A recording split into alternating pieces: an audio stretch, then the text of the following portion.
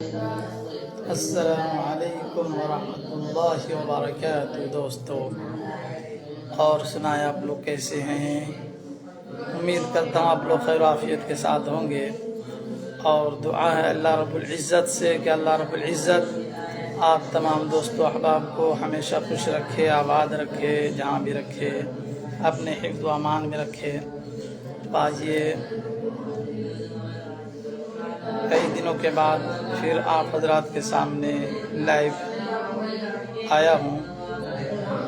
واقعہ حضرت بلال حبشی رضی اللہ عنہ کا اسلام اور مصائب، مصیبتیں، کہ حضرت بلال رضی اللہ عنہ جب ایمان لے آئے، اسلام کے دامن کو تھام لیا، تو ان پر کیسی کیسی مصیبتیں اور پریشانیاں آئیں۔ آج ہم لوگ سنیں اور اس پر عمل کریں۔ آج کے دور میں ذرا سی تکلیفیں، مصیبتیں، مشکلیں آ جاتی ہیں تو ہم لوگ جزا فضا کرنے لگ جاتے ہیں اور اسلام سے بہت سارے لوگ ہٹ جاتے ہیں۔ اللہ سب کی حفاظت فرمائے۔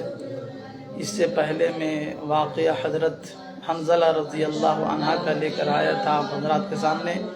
ماشاءاللہ بہت سارے دوستو احباب نے سنا، لائک شیئر کیا ویڈیو کو، اچھا انگیجمنٹ آیا۔ تو آئیے آج میں آپ حضرات کے سامنے بہت ہی مشہور واقعہ حضرت بلال حبشی رضی اللہ عنہ کا اسلام اور مصائب پیش کرنے جا رہا ہوں۔ آپ حضرات سماعت فرمائیں اور ویڈیو کو شیئر کر دیں، شکریہ۔ حضرت بلال حبشی رضی اللہ عنہ مشہور صحابی ہیں جو مسجد نبوی کے ہمیشہ مؤذن رہے۔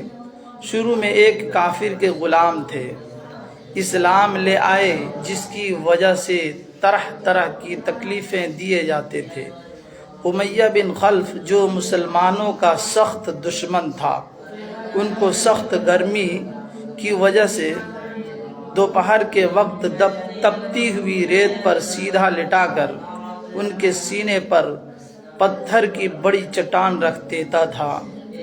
سخت گرمی میں دوپہر کے وقت تپتی ہوئی ریت پر سیدھا لٹا کر ان کے سینہ پر پتھر کی بڑی بھاری چٹان رکھ دیتا تھا تاکہ وہ حرکت نہ کر سکے، ہل ڈول نہ سکے، اور کہتا تھا کہ یا اس حال میں مر جائیں اور زندگی چاہیں تو اسلام سے ہٹ جائیں، پھر جائیں، مڑ جائیں، مکر جائیں، مگر وہ اس حال میں بھی احد احد کہتے تھے، یعنی معبود ایک ہے، عبادت کے لائق ایک اللہ ہے، پوجا اور پرستش کے لائق ایک اللہ ہے۔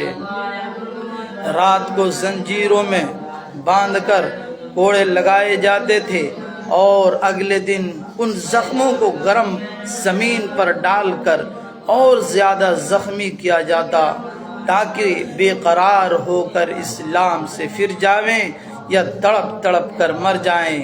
عذاب دینے والے اکتا جاتے تھے، کبھی ابو جہل کا نمبر آتا، کبھی امیہ بن خلف کا، کبھی اوروں کا، اور ہر شخص اس کی کوشش کرتا کہ تکلیف دینے میں زور ختم کر دے۔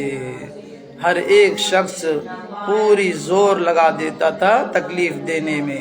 حضرت ابو بکر صدیق رضی اللہ عنہ نے اس حالت میں دیکھا تو ان کو خرید کر آزاد فرما دیا۔ فائدہ: چونکہ عرب کے بت پرست اپنے بتوں کو بھی معبود کہتے تھے، اس لیے ان کے مقابلہ میں اسلام کی تعلیم توحید کی تھی، جس کی وجہ سے حضرت بلال رضی اللہ عنہ کی زبان پر ایک ہی ایک کا ورد تھا۔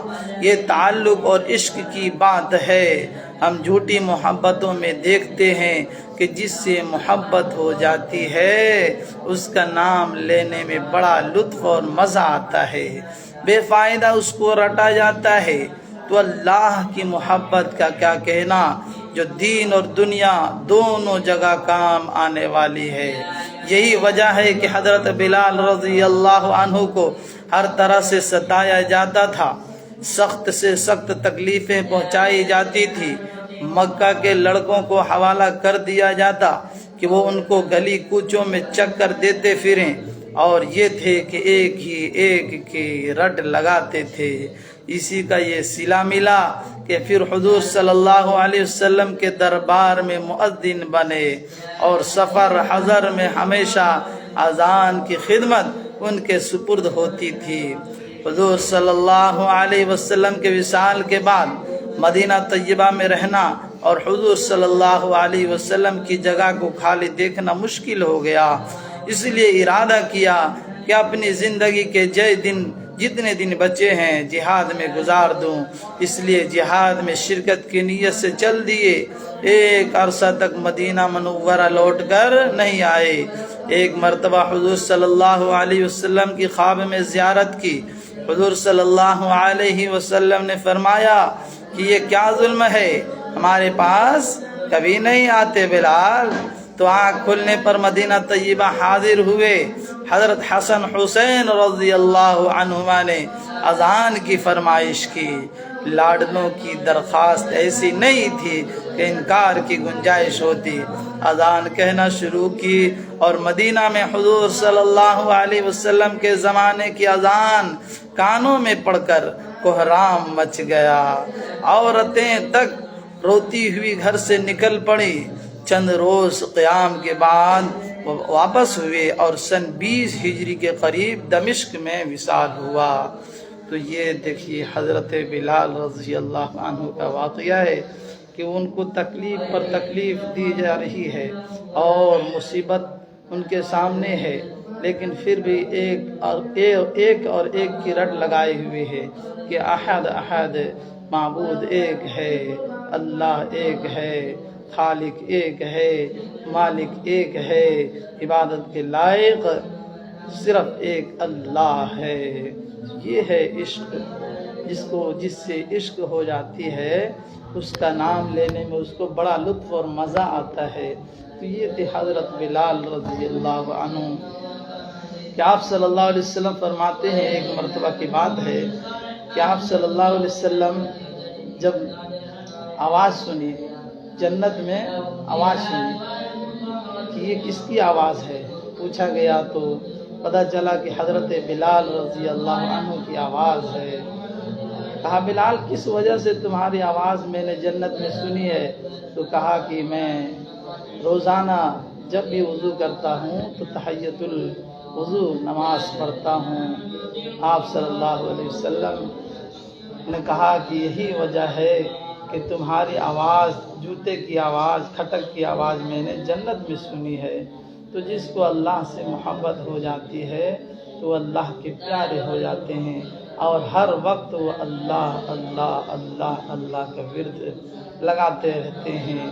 چلتے پھرتے، کھاتے پیتے، اٹھتے بیٹھتے، سوتے جاگتے، ہر وقت اللہ تعالی ہم لوگوں کو بھی ایسا ہی عمل کرنے کی توفیق عطا فرمائے، اور اپنا رضا والی زندگی نصیب عطا فرمائے، اور اپنے ناراضگی سے ہم سب کی حفاظت فرمائے، آمین یا رب العالمین۔ السلام علیکم ورحمۃ اللہ وبرکاتہ۔